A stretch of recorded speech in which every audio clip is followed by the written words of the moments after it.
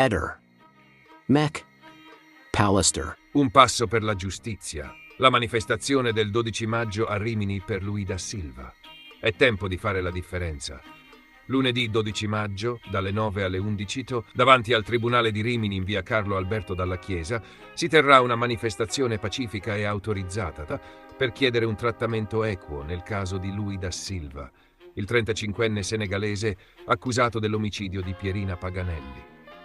Organizzata da Eder McAllister, voce del canale YouTube che da mesi segue il caso con passione e rigore, questa iniziativa non è solo un gesto di solidarietà, ma un invito a riflettere sull'importanza di un sistema giudiziario imparziale. La manifestazione ha un nome: Insieme per una giustizia più colorata. Vogliamo che ogni prova sia valutata con la stessa attenzione per tutti, senza disparità, spiega Eder. E tu sei pronto a unirti a questa causa? L'omicidio di Pierina Paganelli, uccisa il 3 ottobre 2023 con 29 coltellate nel garage di via del Ciclamino a Rimini, ha lasciato un segno profondo nella comunità. Luis da Silva, vicino di casa della vittima, è stato arrestato il 16 luglio 2024 e da allora è il principale indagato. Si proclama innocente, ma la sua detenzione continua, alimentata da indizi come la testimonianza della sua ex amante, Manuela Bianchi, indagata per favoreggiamento. Nel frattempo, i fratelli Bianchi, figure vicine al caso, sembrano ricevere un trattamento diverso, sollevando dubbi su possibili disparità nell'indagine. Eder McAllister, attraverso il suo canale YouTube, ha dato voce a migliaia di persone che seguono il caso e chiedono chiarezza. Non stiamo dicendo chi è colpevole o innocente, sottolinea Eder. Chiediamo solo che le prove siano esaminate con lo stesso metro per tutti, che si tratti di Luis da Silva o dei fratelli Bianchi. La giustizia deve essere uguale per tutti. Questo è il cuore della manifestazione, un appello per equità, non una protesta contro qualcuno. La manifestazione del 12 maggio non è un'occasione per dividere, ma per unire. Autorizzata dalla Questura di Rimini, si svolgerà in un clima pacifico e rispettoso, con un obiettivo chiaro: sensibilizzare l'opinione pubblica sull'importanza di un processo giusto.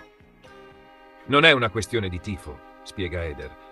Alcuni verranno perché credono che Luis non dovrebbe essere in carcere, altri perché vogliono un'indagine più trasparente. Tutti però saranno lì per una causa comune, una giustizia equa.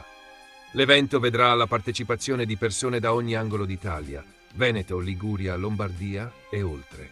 Non sappiamo esattamente quanti saremo, ammette Eder, ma il tam tam sui social è forte. È difficile prevedere i numeri, ma l'entusiasmo c'è. L'appuntamento è confermato davanti al Tribunale di Rimini e la durata prevista è di 2 ore, dalle 9 alle 11. I partecipanti sono invitati a portare striscioni, preferibilmente con frasi ironiche e riflessive, capaci di catturare l'attenzione e stimolare il dialogo. Vogliamo messaggi che facciano pensare, che spingano a guardare il caso con occhi nuovi, dice Eder. Questa manifestazione non è solo un evento, ma un'opportunità per fare qualcosa di concreto. In un'epoca in cui i dibattiti si consumano spesso dietro una tastiera, il 12 maggio è il momento di passare dalle parole ai fatti. Non serve essere d'accordo su tutto, sottolinea Eder. Basta credere che la giustizia debba essere imparziale e che ogni persona meriti un trattamento equo. È un principio che ci riguarda tutti. Partecipare significa dare voce a chi non ne ha. Luis da Silva, attualmente ricoverato nel reparto di psichiatria dell'ospedale Infermi di Rimini dopo uno sciopero della fame e della sete, sta lottando per far sentire la sua versione. La manifestazione è un modo per tenere alta l'attenzione sul suo caso. Promuovere un dibattito sano. Gli striscioni ironici e i messaggi riflessivi saranno un'occasione per stimolare il confronto, senza cadere in polemiche sterili. Costruire una comunità. Da mesi il caso Paganelli da Silva ha riunito migliaia di persone sui social. Il 12 maggio è il momento di incontrarsi, condividere idee e rafforzare questo legame. Inviare un messaggio chiaro. In vista dell'udienza del 15 maggio al Tribunale del Riesame di Bologna, che discuterà un ricorso per la scarcerazione di da Silva, la manifestazione può ricordare alle istituzioni che l'opinione pubblica chiede trasparenza. Il caso di Luis da Silva è a un bivio. Dopo mesi di indagini, l'impianto accusatorio si basa su indizi contestati dalla difesa che denuncia l'assenza di prove concrete. Nel frattempo, Le condizioni di salute di Da Silva, dimagrito e provato dal suo gesto di protesta, preoccupano chi lo sostiene. Sua moglie Valeria Bartolucci ha descritto il suo sciopero della fame come un grido silenzioso contro un sistema che sembra averlo già giudicato. Dall'altra parte, la famiglia di Pierina Paganelli chiede giustizia per una donna brutalmente strappata alla vita. In mezzo c'è un'opinione pubblica divisa che merita risposte chiare. La manifestazione arriva in un momento strategico. A pochi giorni dall'udienza di Bologna, l'evento può amplificare il messaggio di equità e spingere per un esame più approfondito delle prove. Non vogliamo sostituirci ai giudici, chiarisce Eder. Vogliamo solo che il processo sia giusto, che ogni dettaglio sia valutato con attenzione, senza pregiudizi. Eder McPallister, con il suo canale YouTube e la sua determinazione, ha trasformato un dibattito online in un'azione reale. Ora tocca a te. Vieni a Rimini il 12 maggio, è l'appello di Eder. Porta uno striscione, un'idea, la tua voce. Non serve essere in tanti, basta essere presenti. La manifestazione non sarà un'arena di scontro, ma uno spazio per riflettere, dialogare e chiedere una giustizia che funzioni per tutti. Se credi che ogni persona meriti un processo equo, se pensi che le prove debbano essere valutate senza disparità, se vuoi fare qualcosa di utile per la tua comunità, il 12 maggio è la tua occasione. Ci vediamo davanti al tribunale, conclude Eder. Per Luis, per la verità, per un sistema migliore. Dettagli pratici. Quando? 12 maggio 2025 dalle 9 alle 11. Dove? Tribunale di Rimini, via Carlo Alberto Dalla Chiesa. Cosa portare? Striscioni con frasi ironiche e riflessive. Come partecipare? Basta presentarsi qua. L'evento è aperto a tutti. Intorno alle 19, nei giardini pubblici di via Baracca, zona Galceti, si è verificata una lite tra due uomini di origine albanese. Durante l'alterco si sono avvicinati altri connazionali, uno dei quali ha colpito uno dei contendenti con un coltello all'addome. La vittima, un uomo di 35 anni, è stata immediatamente soccorsa, ma è deceduta poco dopo a causa di un arresto cardiocircolatorio provocato da una copiosa emorragia. Intervento delle forze dell'ordine. Sul luogo dell'aggressione sono intervenuti la Polizia di Stato e i Carabinieri. La Procura ha avviato un'indagine per omicidio volontario. Le autorità stanno lavorando per ricostruire l'esatta dinamica dei fatti e identificare tutti i soggetti coinvolti. Altri feriti. Durante l'intervento dei soccorsi, un altro uomo di 21 anni è stato trasportato in ospedale in codice giallo. Le sue condizioni non sono gravi, ma è stato ricoverato per ulteriori accertamenti.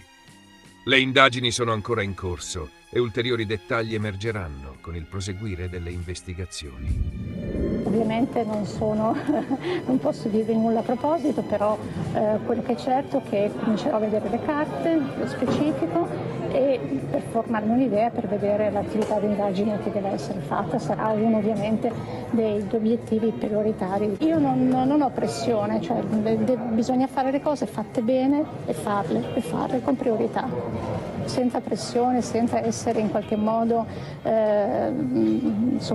subordinati a quello che può essere un problema dei mass media. Dobbiamo lavorare in maniera serena e veloce. Omicidio di Nada Cella. In aula gli audio delle minacce di Anna Lucia Cecere alla criminologa Antonella Pesce Delfino. Durante l'udienza odierna del processo per l'omicidio di Nada Cella, avvenuto il 6 maggio 1996 a Chiavari, sono stati ascoltati in aula gli audio contenenti minacce e insulti che Anna Lucia Cecere, imputata per l'omicidio, ha inviato alla criminologa Antonella Pesce Delfino. Quest'ultima è la professionista che ha contribuito alla riapertura del caso dopo oltre 20 anni di indagini senza esito. In uno dei messaggi Cecere afferma: «Mi devi dire il cognome, lo sai benissimo. Marco chi? Rispondi. Ma quanto sei bugiarda e falsa. E perché sei venuta qua ad assicurarti che io avessi solo un cane? No, non ho solo quello. Ne ho un altro che se ti ripresenti qua ti spappola viva». In un altro audio si sente: «Ma dai, non fare la finta tonta, stronza. Ma come facevi a sapere che uscivo con Roda Delmo? E tutti i cazzi miei e di quello bassino di Marco, come facevi a saperlo? Hai paura, eh? Adesso son qua, non ti preoccupare. Cazzo sei? Io voglio sapere chi ti manda. Come mai sapevi tutti sti cazzi miei?» Ora domani vado anche alla Cigilla e in provveditorato. Voglio vedere se è vero che le ricercatrici universitarie del Salento vengono qua e sanno tutti i cazzi di chi si dimette. Bugiarda. Sono disposta a far uscire tutta sta storia sopra i giornali, a partire da subito, ma da subito proprio, perché a me non mi fai fessa. Questi messaggi vocali, inviati nel cuore della notte, sono stati presentati come prove nel processo in corso presso il Tribunale di Genova. La criminologa Antonella Pesce Delfino ha testimoniato in aula raccontando come tra il 2017 e il 2019 abbia studiato i vecchi fascicoli dell'indagine, contribuendo a riaccendere i riflettori su uno dei misteri più oscuri della cronaca italiana. Durante la sua deposizione, Pesce Delfino ha descritto il primo incontro con Marco Soracco, datore di lavoro di Nada Cella e coimputato nel processo con l'accusa di favoreggiamento. L'incontro avvenne nel gennaio 2018 durante un pranzo a Chiavari. Alla domanda sulla Cecere, Soracco rimase muto e imbarazzato, evitando di rispondere. Pesce Delfino ha raccontato che inizialmente aveva instaurato un rapporto di amicizia con Soracco, ma che dopo la riapertura dell'inchiesta nel 2021 i loro rapporti si raffreddarono. La criminologa ha inoltre riferito di un episodio in cui, durante una cena con Soracco a Chiavari, quest'ultimo si mostrò molto nervoso per la riapertura delle indagini. Mentre l'accompagnava all'aeroporto di Milano, il dialogo si fece concitato.